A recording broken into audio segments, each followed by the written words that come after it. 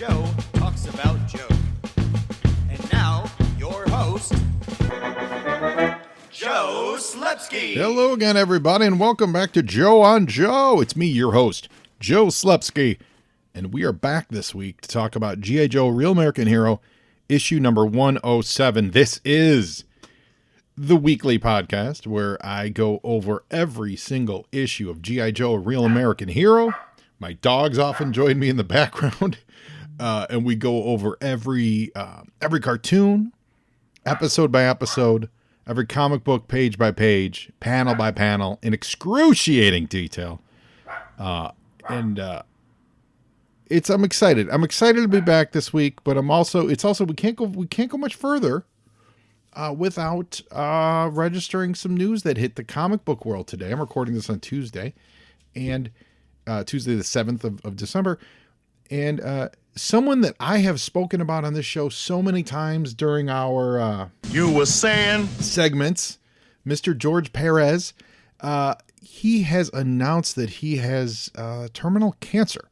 So if you haven't heard the news, that's it's sad and it's terrible. And apparently, in his statement, he said that they've weighed the options of treatment, and he has stage 3 cancer, and he's decided to live the rest of his life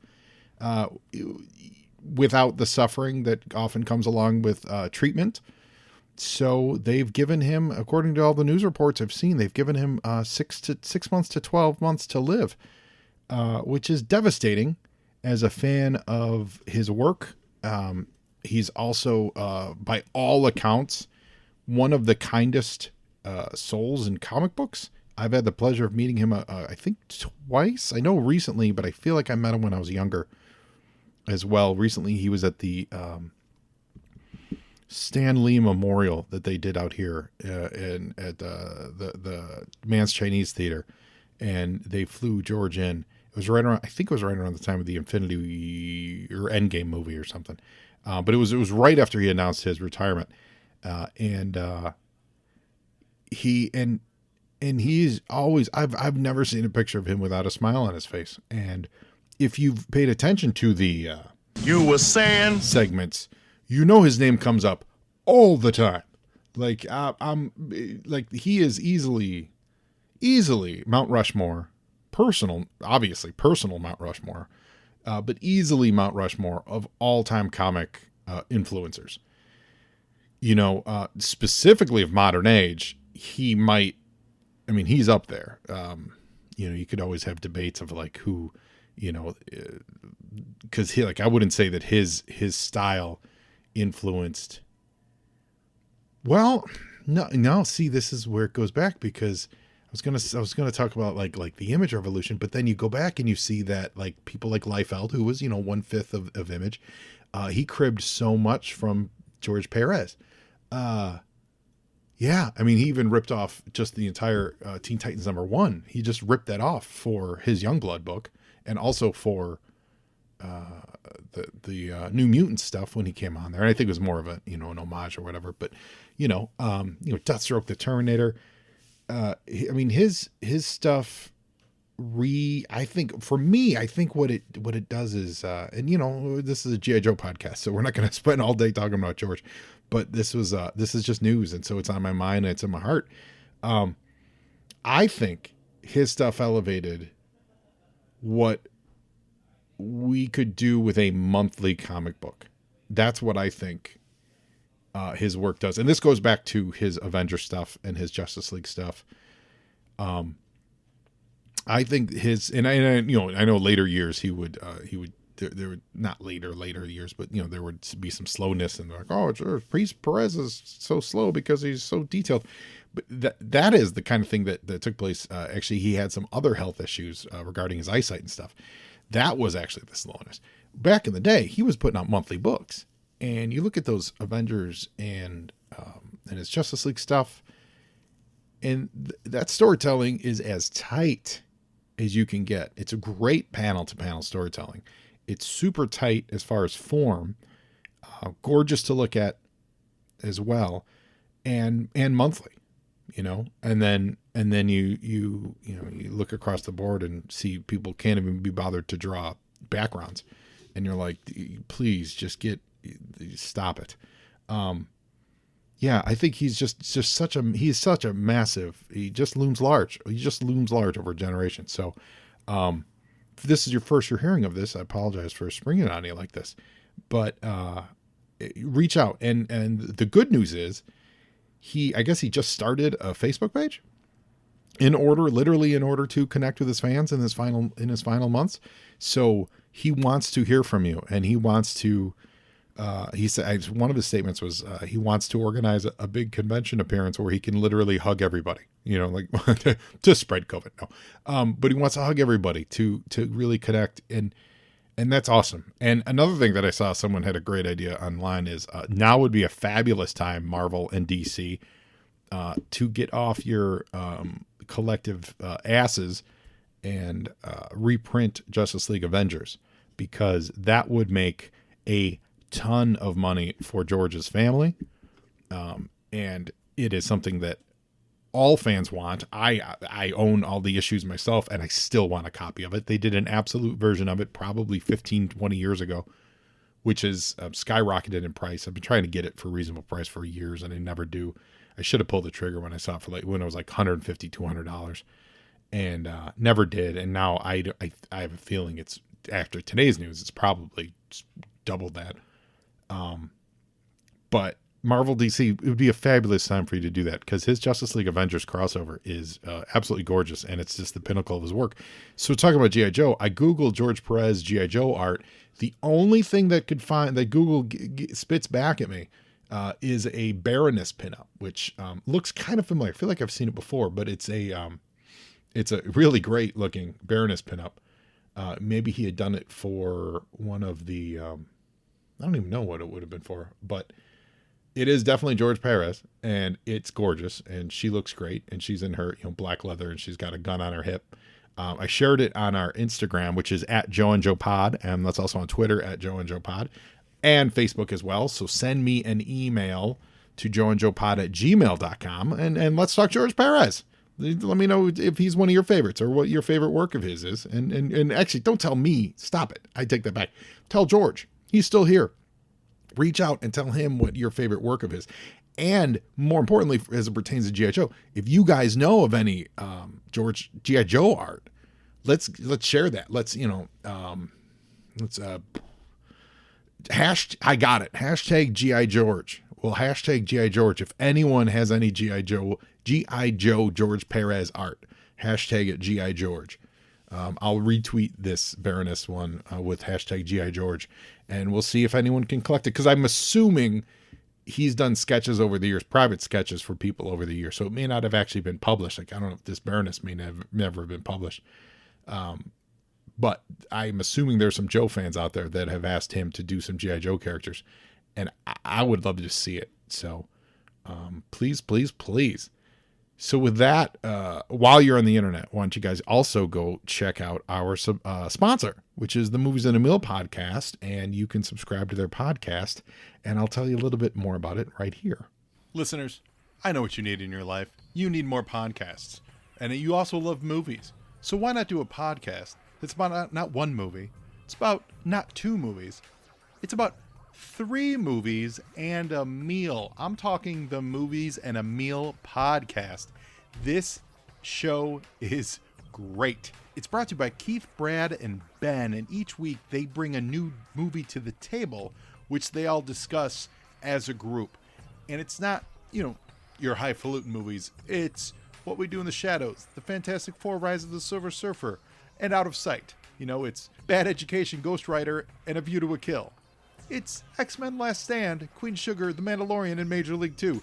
They are a lot of fun to listen to. You guys know Ben. It's our friend Ben Pensarga. He was a guest on Joe and Joe. In fact, Ben was the very first remote guest that I ever had on this podcast, so he's always got a special place in my heart. I'm really digging this. I just started listening to it last week. It is a lot of fun. They bring a guest in. The guest, I listened to their Heathers episode.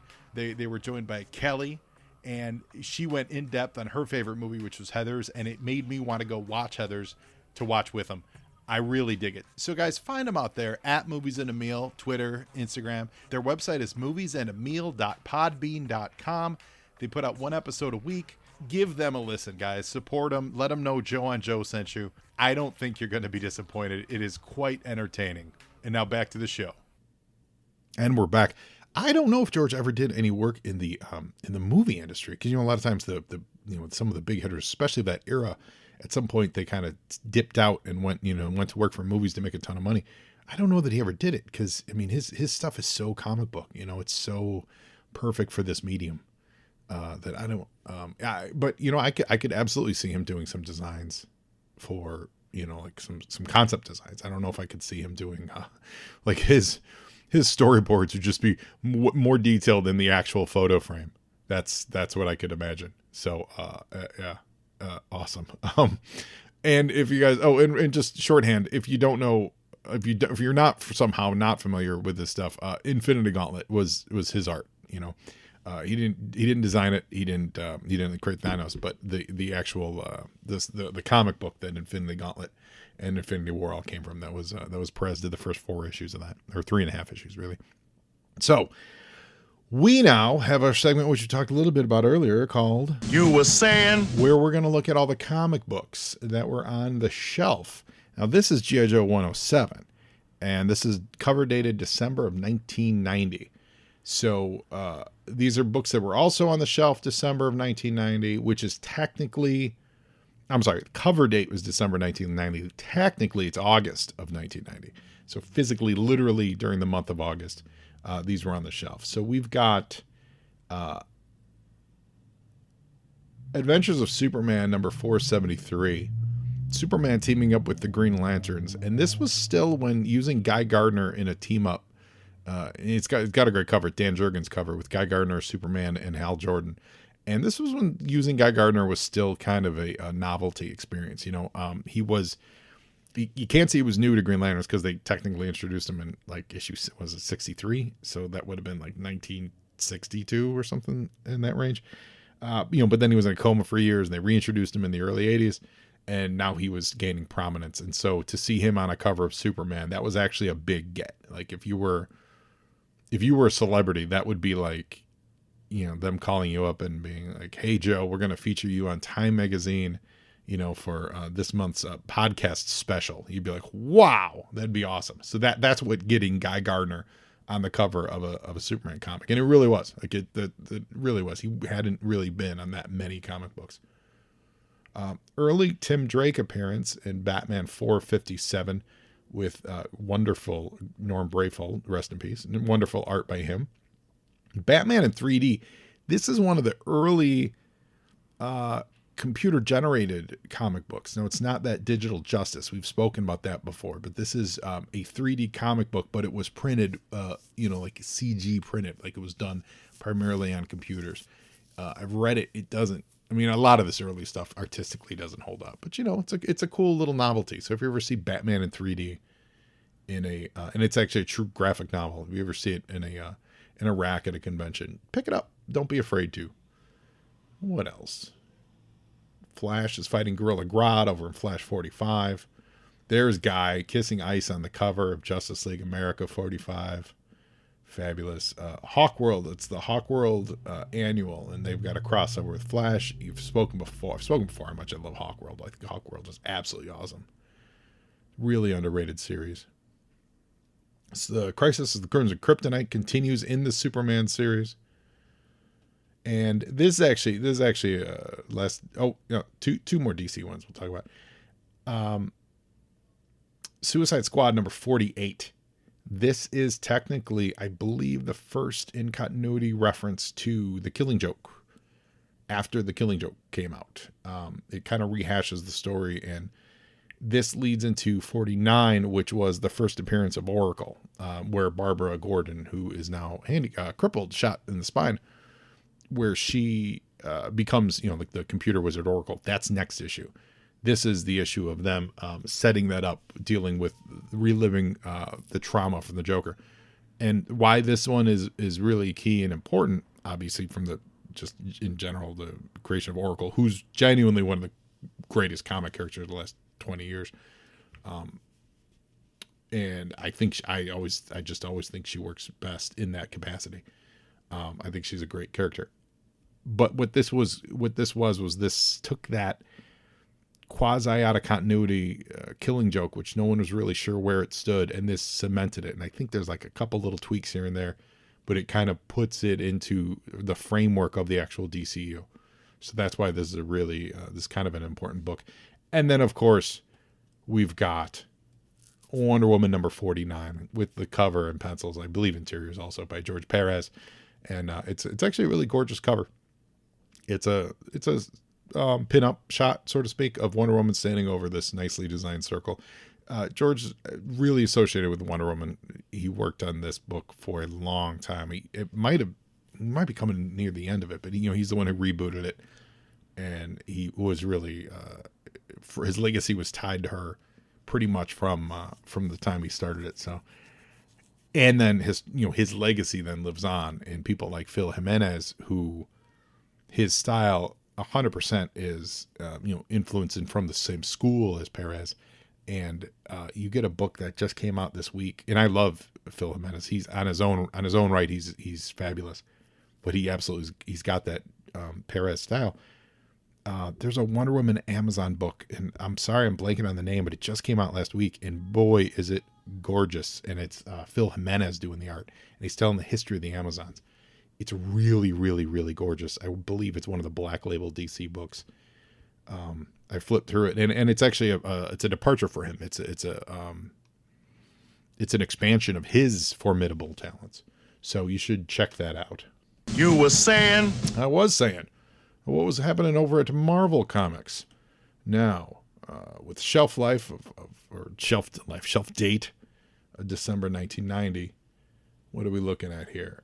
The Black Knight. If you've seen Avengers and you were curious about the Black Knight, Dane Whitman, and you happen to find yourself in possession of Avengers Spotlight number 39, you can enjoy a nice Dane Whitman adventure.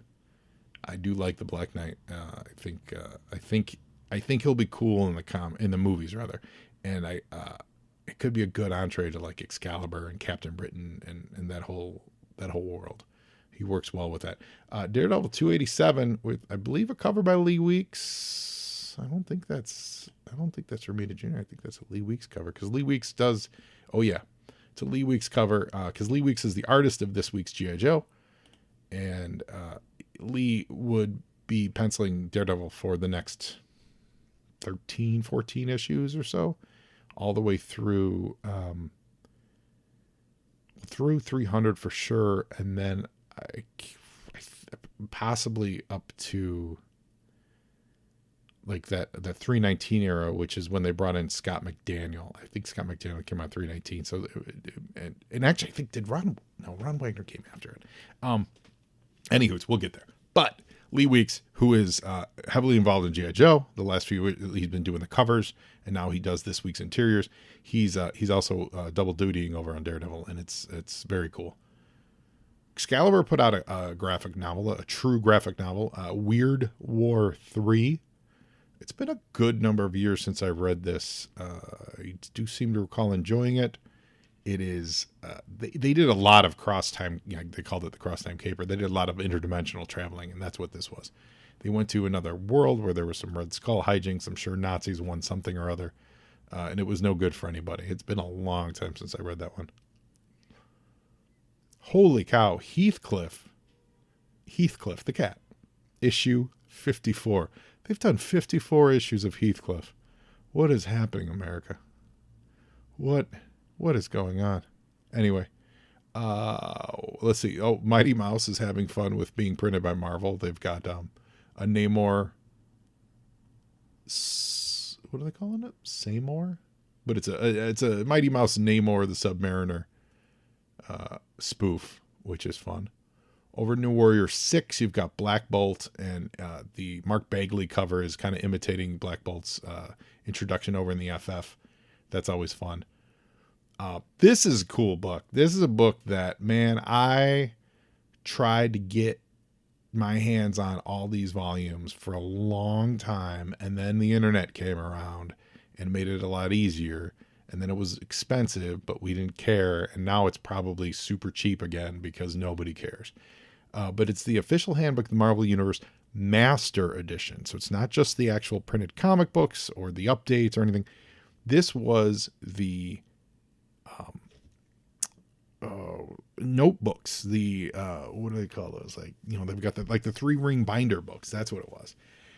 And they made 24 of them, something in that range, maybe more than that. I'm not exactly sure as I'm speaking off the top of my head, but there was a lot.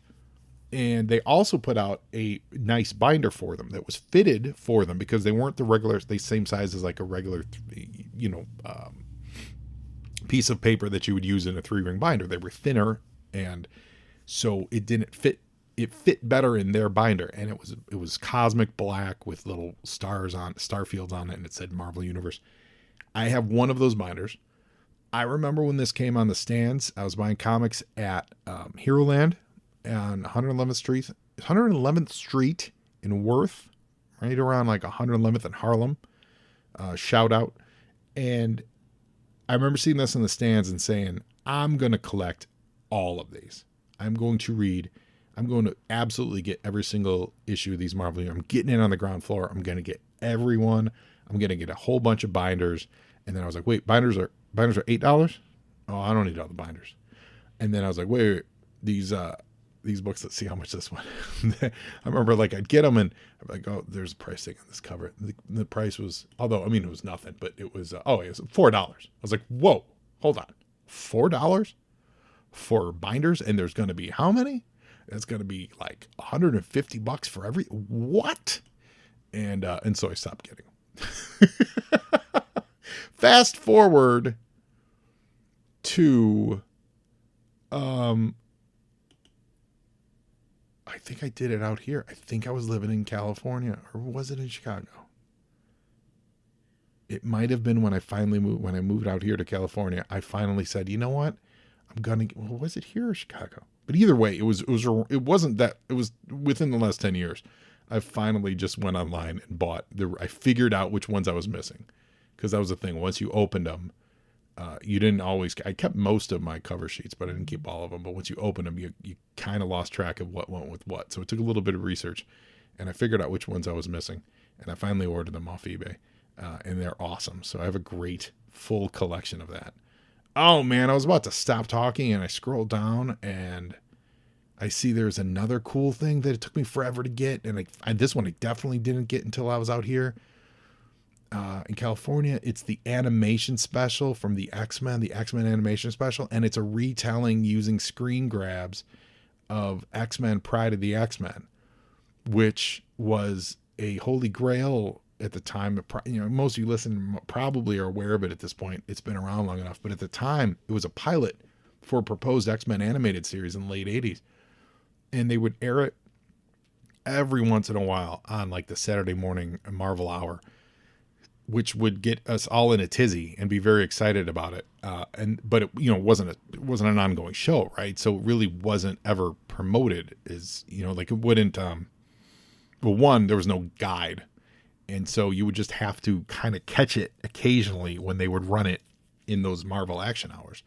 That's the only time I ever saw it. And it's great. Wolverine does have an Australian accent, which is pretty funny, but, the animation's really, really great. And then this animation special I knew about, they had collected, and I didn't have this. It took me forever for even to see it. And then I saw it at a con out here, and I'm sure I overpaid at the time, but it's well worth it because it's kind of cool. And this is one of those little pieces of childhood ephemera that I'm like, what is this? And why do I not have it? And then I never saw it, and I finally have it, and life is good. So there you go, guys. You were saying? Now, we're going to take a look at movies, and we're going to see what movies were in the theater. So what did we say? We said this was August of 1990. So this is funny. Not really funny. Pretty frustrating because of all the pauses and starts and stops from all the Gardner issues. I hit the wrong button, and I lost the middle 8 minutes of this episode. So I'm going to attempt to recreate that, and then it's going to go back to the originally recorded final chunk of the comic. So this is going to be real fast. Apologize for the speed. Maybe I don't. Maybe you're like, that's enough So we were at, you were saying with movies, August 1st, Young Guns 2, August 17th, DuckTales the movie, which is fabulous. Of course, it's got Rip Taylor in it. We also got Mo Better Blues and Spike Lee. That film came out on the 3rd of August, 1990. The next week on the 10th, Air America, Flatliners, and The Two Jakes. Those are 3 kind of big movies. Air America, big because it had Mel Gibson in it. And he was a big name at the time. He's controversial, a little controversial now, but big at the time. Flatliners kind of had that young Rat Pack going on. Kiefer Sutherland, Julia Roberts, Kevin Bacon. And then Two Jakes, of course, directed by Jack Nicholson. Fabulous. August 17th, I remember seeing this in the movie theater with my cousin Leslie, The Exorcist 3, which is really scary. I really loved it then. I've never not enjoyed it. It's gotten a renaissance lately. People reappraising it and reappreciating it. I think it totally works. That scene in the hallway is always epic. If you've seen it, you know what I'm talking about. The same day as Exorcist 3, my blue heaven, with the delightful Steve Martin and Rick Moranis, Joan Cusack, Carol Kane. Steve Martin's the mobster that gets put in witness protection program and lives in the suburbs. Rick Moranis is his handler, his FBI handler, or Secret Service handler, whatever he is. You're so hot, you're gonna melt all of this stuff. So good. August 22nd, Pump Up the Volume, one of Christian Slater's early, put him on the map roles. Darkman finally hits the thing. We talked a little bit about Darkman a couple weeks ago for this comic book, because Marvel was putting out the comic, but this is the actual movie Darkman. Sam Raimi, underappreciated movie. Liam Neeson is the titular character. Really good. This was Sam Raimi's take on doing a superhero and making his own superhero IP. And I don't know that it worked 100%, but it's fun to watch. And it spawned 3 sequels or 4 or more. So, who am I talking about as far as how it worked? The Delta Force 2, the Colombian connection. Look out, Chuck Norris. Billy Drago. And then Men at Work, which is on the 24th, which is a secret. It's a little guilty pleasure of mine. Men at Work, a lot of fun. So that's it. You were saying? And now, mass is ready. Remember, I'm flying through this because I've already done this. G.I. Joe 107. I love this cover. This is later on in the show. I'll talk about a thing. I'll talk about early Lee Weeks, this. Basically, this is funny because time has warped now. Later in the show, I end up Googling Lee Weeks, and I see that this really was his early work. He really started in 88, 89, 90. So he's still young. He's 28 years old when he's drawing this. And in young artists, very often you see their influences. They wear them on their sleeves. And this cover feels very Chaykin-y. This feels like a Chaykin face, not in a rip-off kind of way, in an influence kind of way. And that's normal. It's normal for some of your best artists. And they mature. As they mature, they find their own way, and they find the way to process their influences and spit it out with their own style. And Lee Weeks is someone who definitely does eventually find that style. And there's a lot of hints of it in this book. I mean, his style is all over this. But this cover feels like a Chaykin cover. And it's great. He's doing a really strong use of lighting here. The light is coming from Stalker's Uzi that's firing. All the action is happening on the reader's right shoulder. And that makes it so exciting because it could be anything. They could be fighting anybody. It doesn't say Night Creepers inside, although I think we were teased that last issue. But it doesn't say who they're fighting. It just says, all this says is something's happening. It's off panel. These guys are obviously stressed out about it. And it's happening on your right shoulder. And it's your imagination. It could be anything. It's really great. And then on top of that, you get this stamp. And it's funny, later in the book, in the letters page, Larry talks about how he actually doesn't like when they put things on the cover like introducing the October Guard and stuff. He thinks it should speak for itself. This stamp on the cover of this issue, I like it because it's stylized. It's done like a government stamp. And because it says fugitives of the U.S. government, it feels like it's a part of the world instead of a fourth wall breaking announcement that here comes the October Guard. I really dig this. Yeah, so I like this cover. Also pointing out that Storm Shadow's carrying a sword in a really weird way. It's like he is just holding the scabbard of it, the sheath.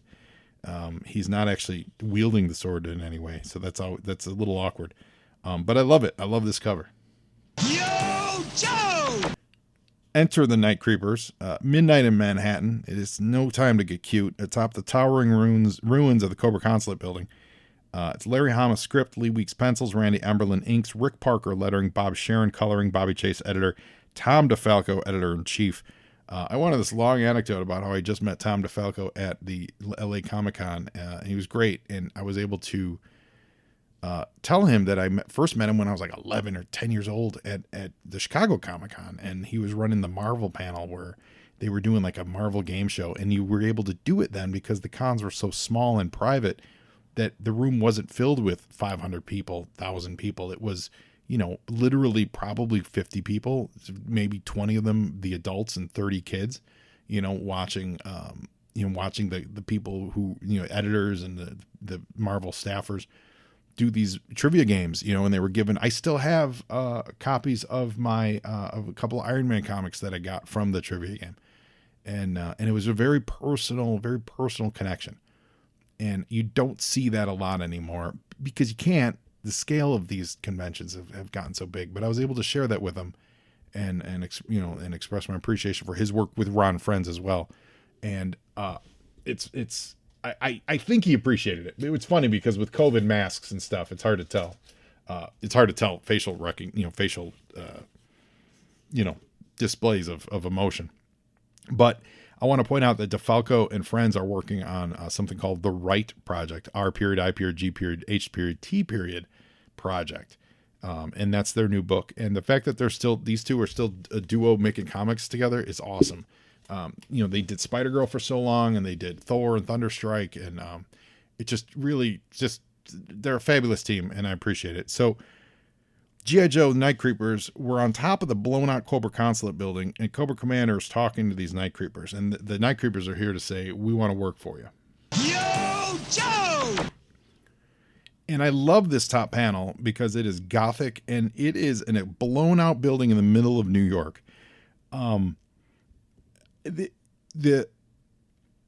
This whole opening sequence, all of this, the whole first 3-4 pages, it works completely like the opening scene of any one of the G.I. Joe episodes, but it's normally in, like in a cave in Afghanistan, or deep in the jungle, and they're in, they're having a huddled meeting about something or other.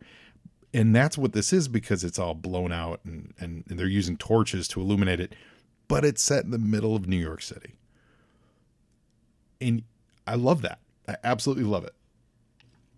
There's just something about that dichotomy that works really well. Like the city is allowing this, like the government's not just swarming them all the time, and they haven't banned, demo with the building, like locked it off so it's not suitable for living. No, Cobra's going to hang up on top with torches and still do their dirty deeds. It's great. So Cobra Commander enlists them to assassinate someone who he has the name on a piece of paper. Yo, Joe! And after calling into question the Night Creeper's capabilities, a whole plethora of more Night Creepers show up on the rooftop, and they basically get past quote unquote the security, which I would say, how much security can Cobra actually be having here when the building is exposed and blown up? Like, I can't imagine it was that hard to get past quote security. Anyway, they do a cool thing. The Night Creeper Aleph throws the sheet of paper into the wind. We still don't know whose name is on it, and he fires a crossbow bolt through the arrow, or through the paper, landing right next to Cobra Commander's head. This final panel I would do without. I don't like that they point out in text he shot a crossbow bolt at the commander. I would love to see that just silent, like just the moment of this guy just had the courage to shoot a bolt right next to Commander's head, and Cobra Commander barely flinches. That's what I want, that silent. Yo, Joe! And on the next page, you know, it's driven home that Cobra Commander's like, no, I appreciate it. They're showing their prowess. Okay, cool. So go for it. You know, sally forth and go get this guy. And we see, here's what I really like in the storytelling of it. They never say the name on it at all. We just see Cobra Commander pulls the piece of paper off from the crossbow bolt, and on it is written Storm Shadow, but no one ever says they're going to get Storm Shadow. Like, it's just, it's for us and it's not for them, which is cool. Like, that's a smart way to do some narrative lifting. And we also see that no one's going to trust anyone. Cobra Commander's not going to trust them. They're not going to trust him. Yo, Joe! And now this is where we pick up with what we recorded earlier. So now we find ourselves on one of Larry's favorite locales for a G.I. Joe adventure, the subway. A lot of G.I. Joe adventures, especially revolving Storm Shadow and Snake Eyes, have taken place in the subway, and this is no different. You know, it's the lifeblood. It's kind of the pulsing vein of New York, right? So Storm Shadow and Stalker are exhausted from their escape. Remember, they escaped from the Statue of Liberty. They had to swim through the river, and they blew up a boat, and they had to climb the ferry, you know, all that stuff, right? So they're exhausted, and they're on the subway kind of catching, they're sleeping, really. There's a lot of fun graffiti on these pages. Todd, Sheila, Ryan, Mo, Just Do It, Beat It, 2 Live Crew, I'm assuming that says. Little Morton, Barnum. What else? Abe. I don't know who any of these people are. Obviously, 2 Live Crew. So they're on the subway, and these 2 dudes come on. 3 dudes, really, called... they say the dude's name. Where is it? Eltron. That's right. Eltron. Eltron. Kind of like Ultron, but Eltron. And they're like, hey, look at these 2 dudes. We're going to mess them up. And he pulls a switchblade. And Stalker barely looks up, and he just says, you mess with me and I'll put a mean hurting on you. But you mess with my man over here, he's going to break your mama's heart. You catch my drift? Now this face here, this is one of those faces where I got that, I got a Mike Zeck vibe off this face from Lee Weeks here. This feels very much like a Zeck face, which is awesome. But that's one of those, it's like one of those artistic things where I see it a lot in, this is what makes me think this must be some of his earlier stuff. Let's see here. Actually, I'm going to Google Lee Weeks.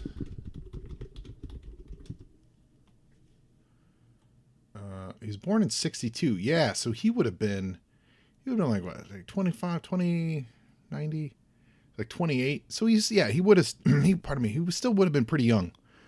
He still absolutely would have been pretty young. So let's see. His first early work was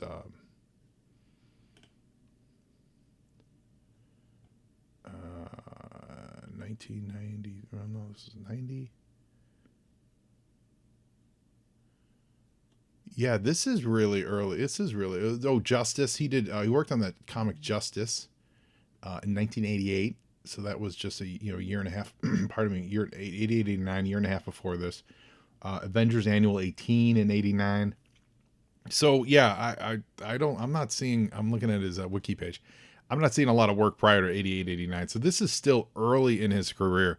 So you get this when you look at a lot of newcomer artists, and we're talking about George Perez. You see some of that here with him too. There was a lot of like early Neil Adams influence. Neil Adams influenced everybody, but they're still wearing it on their sleeves, and they haven't absorbed it into their personal style. So I wouldn't be surprised if this was this picture was maybe him using a bit of a Mike Zeck Stalker reference, and specifically I'm thinking of that cover when Stalker and Outback and Quick Kick were in the spotlight being shot at when they ended up getting caught in the gulag. I would not be surprised if this was coming. Not saying that it's an artistic rip, but just saying that everyone uses references for stuff, and when you're early in your artistic career, you're still processing those references. You can go too far and just trace them, and that's not good, and that's not what I'm saying he's doing here at all. But there's still it kind of bleeds through. Phil Jimenez, great example, definitely did that with George Perez for a long time, and eventually Jimenez ended up with his own style. It's very derivative of Perez, but it is still, you can tell the difference. Early on in his career, it was really aping it, not swiping it, but really just aping the style and the guts of it. And that's what I'm seeing here in a few panels. Like that cover is very Chaykin-y, and then this panel is very Zeki. Yo, Joe! So they scare the guys off, pardon me. They scare the guys off just by looking mean, and they leave. It's funny, they throw change in a blind man's cup, and he looks suspiciously like the blind master. But what's really funny about that panel is the quote-unquote blind peddler, as they give him money, Storm Shadow says, "Thank you, sport," or "Here you go, sport," and the quote-unquote blind guy says, "Thanks. Where's the costume party?" So he's not blind. So that's funny. So this whole page is a little bit of narrative lifting. They're just explaining to catch you up that they fought the Department of DOA. What's that? The hired goons. They blew up a boat. So they're recapping last issue, and we see that Storm Shadow maintains a secret headquarters at the top of a very, very expensive high-rise. And he comes and goes so often that the doorman up front just assumes he lives there, first of all, and that he's going to, quote, another costume gala.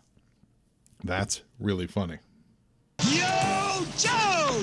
So from the elevator, they actually climb up. So they're actually not taking the elevator anywhere. They climb up the elevator cables, and Storm Shadow says, "You didn't think a ninja hideout would be easy to get into, did you?" So that's how they're getting to the rooftop. And this is, of course, Storm Shadow's famous water tower hideout that he maintains. I remember he used to train with Billy up here. And we enter the water tower. Stalker gets his first view at it, and there's all kinds of weapons and size, and the Arashikage clan symbol and things like that. Yo, Joe!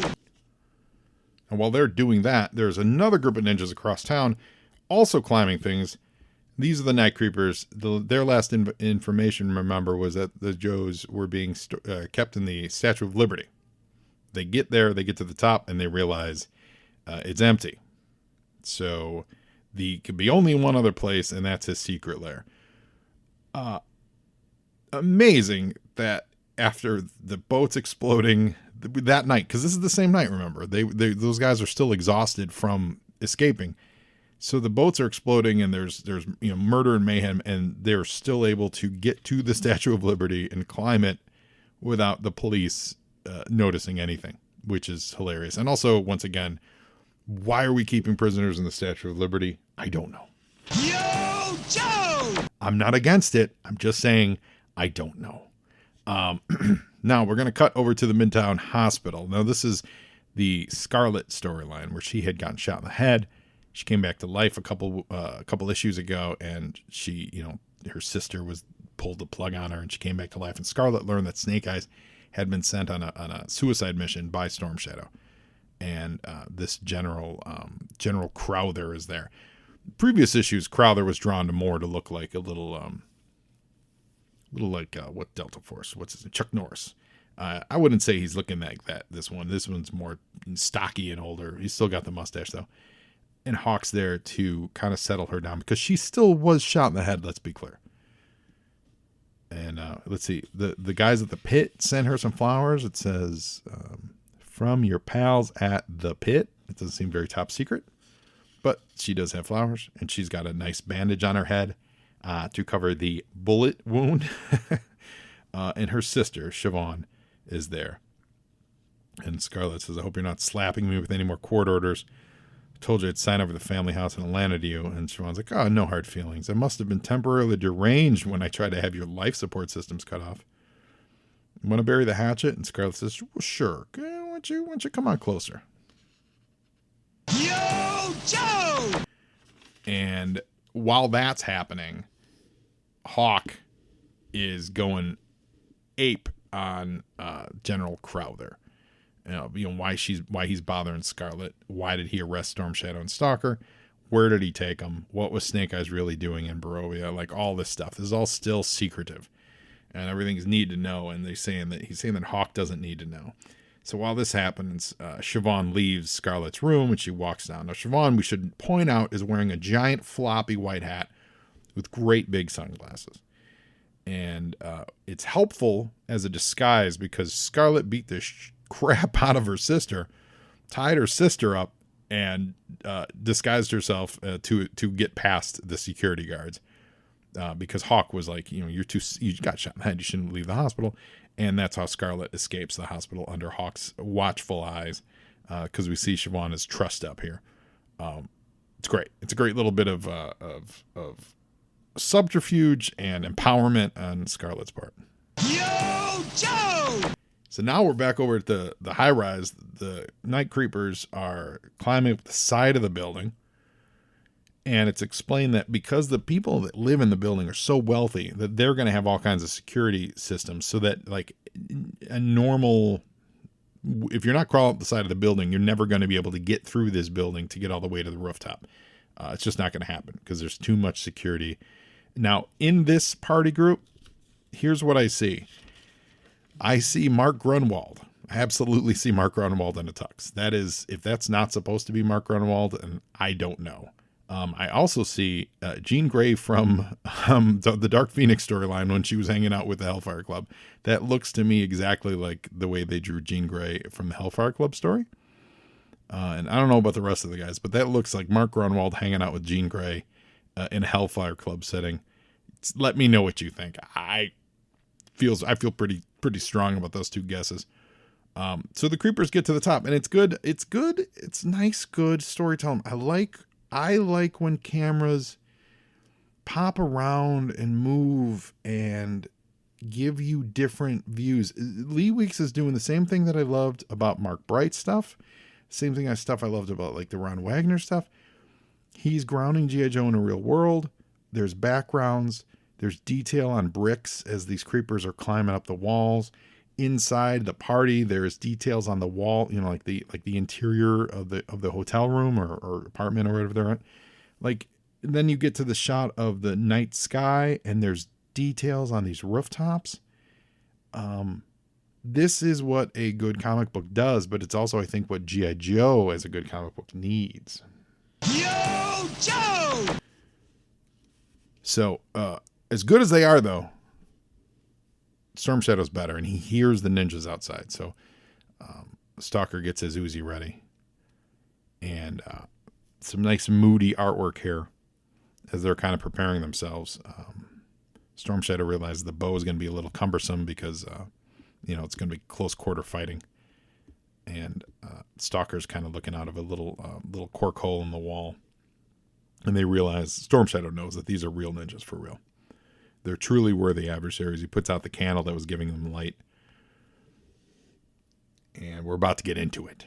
Yo, Joe! Big color insert for Sega, the Master System 2. Sega Genesis Master System. And the inside, Tiger Electronics. Man, Tiger Electronics put out a lot of games. And those games were all bad. I never had a lot of them, but... they were the precursor to the Switches, so God bless them. But even then, I was always like, I don't want to play these. And then you could get Days of Thunder posters. So this was actually Days of Thunder. Yes, Days of Thunder, the movie, but I believe these are all from the video games. So like Gauntlet 2, Flight of the Intruder, the video game, Paperboy, Conan for NES, and you want posters. I don't remember Conan on NES at all. Was that hold on, I'm going to Google that real quick. Conan Barbarian NES. Did that game ever come out? It did. Conan, the Mysteries of Time. What? Well, here's another one. Conan the Barbarian. Are there 2 Conan games? Yeah, there are. Yeah, Conan the Barbarian. Ooh, you can get a copy of it for only $90. Whoa, anyone out there play Conan the Barbarian for NES? What could that be all about? Oh, it's like a side scroller, but that's kind of cool. Okay, keep an eye out for Conan the Barbarian. Anyway, the fight starts. So we have one ninja leaping to the rooftop, and this is great. It's like a fastball special. Stalker gives Storm Shadow a boost to the ceiling, like to the interior ceiling of the water tower, and Storm Shadow just straight thrusts his sword through the top and right through the chest of a Night Creeper. So we got one dead Night Creeper, and then he says, "Your turn, Stalker," and that's when Stalker drops down with his Uzi and takes out 2 Night Creepers, or at least tries to. I'm not sure if they're totally down yet. Yo, Joe! And we're quickly interrupted by a 2-page spread for the Marvel Universe trading cards, 162 trading cards. Apparently, all these Marvel Universe cards, the market's heating up for them. Someone was in the other day trying to sell them that weren't a complete set, and I'm like, I can't, it's not anyway. It's wild, man. The market is crazy for all this collectible stuff these days. I was at LA Comic-Con. I barely bought anything because everything I looked at I thought was overpriced. I mean, I'm talking normal stuff, not even really high-end books. The market, it is a seller's market out there, guys. Seller's market. So Stalker takes cover as some crossbow bolts thwip past him.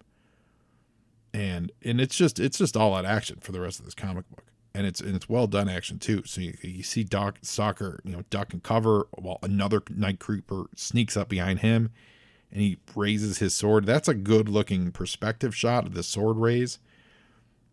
And then he gets flanked by an arrow, which I'm presuming comes from Storm Shadow.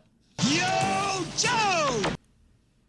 And on the rooftop across the way, or a neighboring rooftop, we just see that Aleph. Now they all have weird names. Weird. I'm not sure where they're from, but the names like Gimel, Resh, Daleth.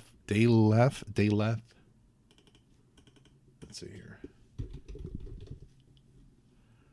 Oh, it's Hebrew. They're all Hebrew names, and so Aleph. Okay, so I believe it's like the it's like the Hebrew alphabet. So pardon me for not knowing that. I actually meant to look that up before we started recording. So Aleph, Resh. Yeah, so they're all named after letters in the Hebrew alphabet. Like Resh seems Google saying that its position in the alphabet is 20. So interesting. That's interesting. And that adds a nice layer of backstory to these guys that I don't know if we ever really get to explore. We may. I don't know. I don't recall. But that's pretty neat. And while they're like looking through some binocs, we see that Storm Shadow has taken the fight to them. And he just goes ham on these guys. And it's neat. You see that when he cuts through this lead, or I don't know if it's a lead guy, but he cuts through one of the Night Creepers, there's electronics on his chest that explodes. So it's giving us that idea that that they're not just like old school ninjas. They really are kind of like techno, like modern day ninjas. Yo, Joe! And we see the Stalker notices that one of the uniforms of these Night Creepers, it's covered with concrete dust and soot. So that's going to give them a clue as to who sent these guys. But they're all over the place. It's just a lot of ninja action, and Storm Shadow's jumping from building to building. And he's literally going like fire escape to the side of the building, the fire escape, getting away from these guys. And as they go, he starts throwing these throwing stars, and he's hitting these guys right in the eyes. And we visit that party again, and we see like through the window of the party, the bodies fall, which is always a gag that I love. I love it in movies. I love it in comic books, where you revisit an interior that has nothing to do with the main plot or the characters or anything, and you see your characters reflected through the eyes, or in this case, ignored through the eyes because they're all minding their own business, but reflected through the eyes of completely random characters. It is. It's so much fun. It's just a great moment in a movie or in a story where it doesn't take you out of the story, but it gives you a little perspective of, oh yeah, this is all happening in New York, and everyone else is having their own adventure, people living their own lives, and then there's ninjas shooting at each other. Yo, Joe! Now while that's happening, Scarlet is making her way across town. She knows where Storm Shadow's hideout is. So she runs into our friends, Eltron, once again, and they make a move on her, thinking she'd be easier prey. And she breaks their elbow, breaks his jaw, and steals his switchblade. So now she has a knife and she is no longer unarmed. So that's fabulous. Just a quick one-page check-in with Scarlet. Yo, Joe! And Storm Shadow is bouncing off of canopies. He's kicking ninjas in midair. Like, this is just a lot of great action. These are the kind of pages where you story tell through the action, and you win jobs with these pages because you can show that you're telling the narrative story, but you're also including dynamism, and you're including exciting action sequences within the telling of the story, versus, hey, here's my splash page, or here's my page with just a bunch of pinups and people growling and snarling at each other. This is the kind of page that tells a story and also looks good. So that's pretty cool. Yo, Joe! So the fight's heading to the subway, which is where Scarlet and Storm Shadow are gonna, just randomly cross paths. So that's good. But she was heading his way, so that all makes sense. And when she sees Storm Shadow, she's pissed because remember, she thinks or knows, I mean, kind of it's true, that Storm Shadow is responsible for Snake Eyes going on the suicide mission to Barovia, and they haven't heard back from Snake Eyes, so they don't know that he's on his way home with a young girl to adopt and give a home in Pittsburgh, was it? So she turns a corner. Storm Shadow, she doesn't know he's being pursued by these ninjas, and he is now trying to avoid her and the ninjas, explain himself to her while the ninjas are taking aim. Look at this bottom panel.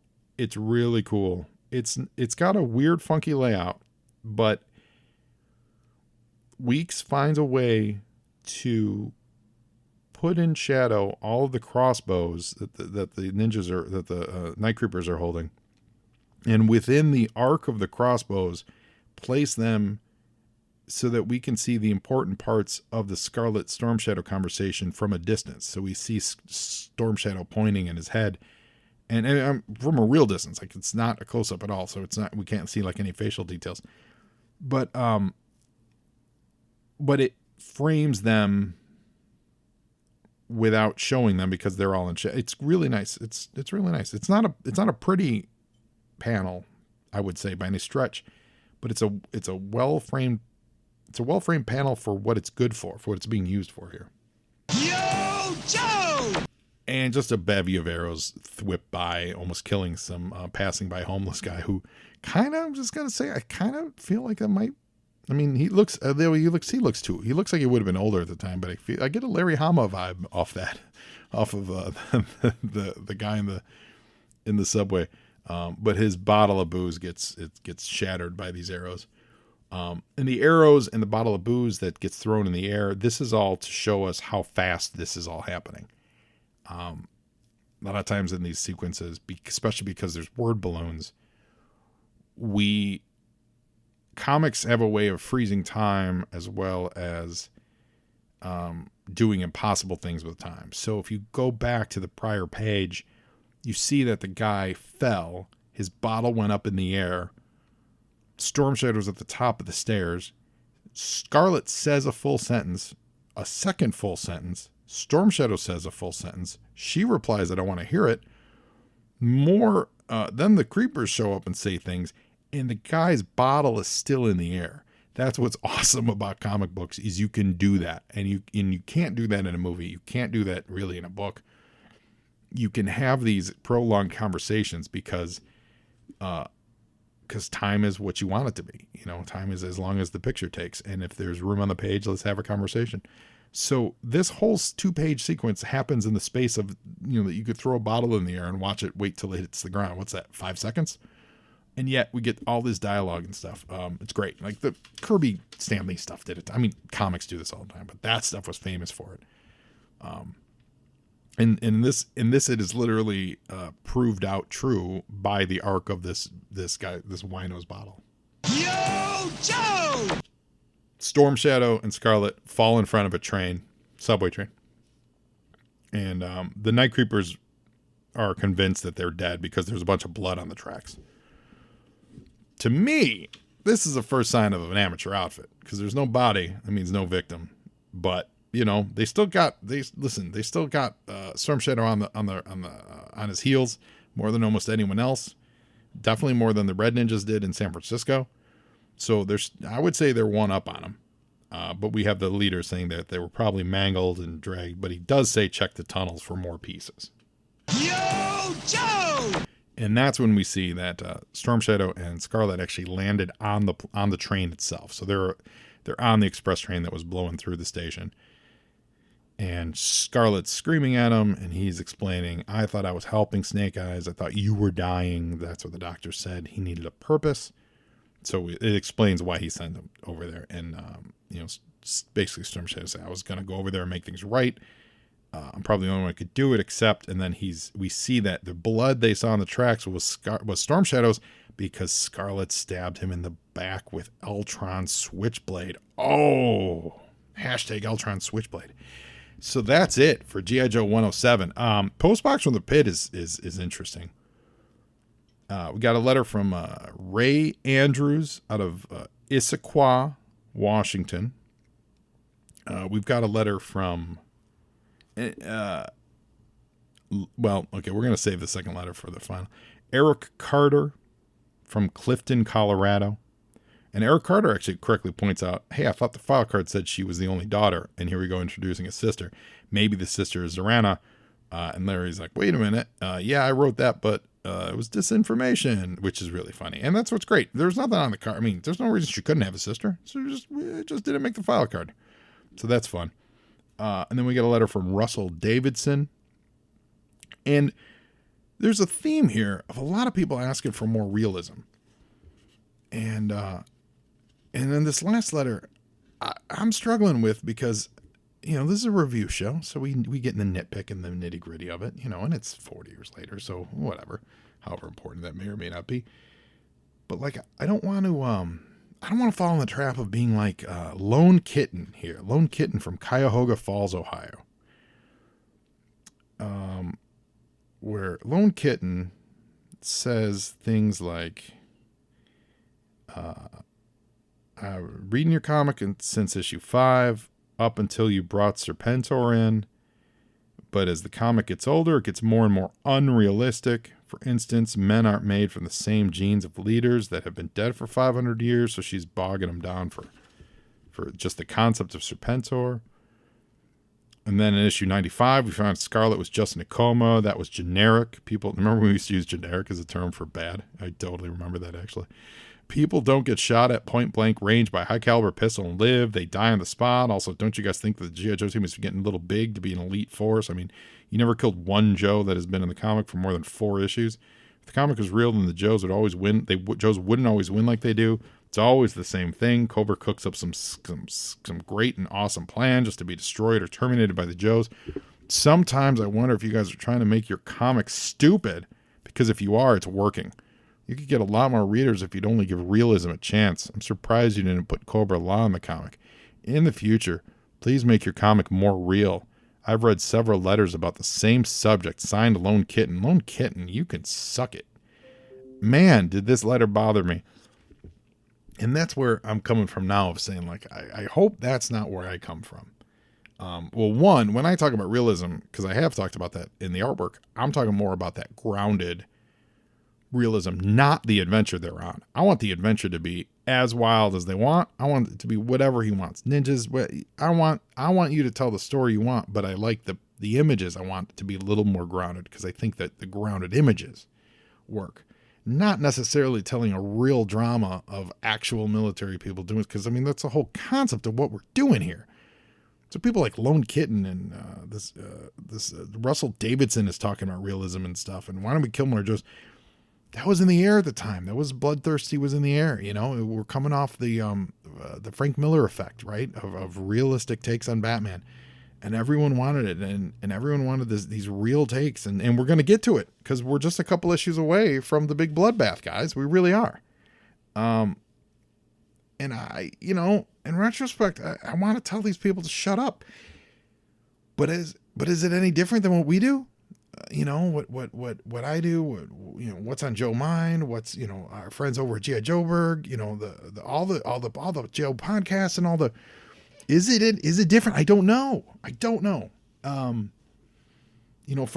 Speaking for what I try to do here, I try to give it a more critical discussion, with a little bit of historical context and what was happening at the time, and, kind of the mood of comics and where this fits in. Of course, there's always storytelling stuff where I'm like, oh, they should have did this, or they should have, or if they had done that, how great would it have been, or, or maybe worse, or whatever, but there's something rubs me the wrong way about phrases like, if you guys are trying to make your comics stupid, because if you are, it's working. You could get a lot more readers if you'd only give realism a chance. I'm like,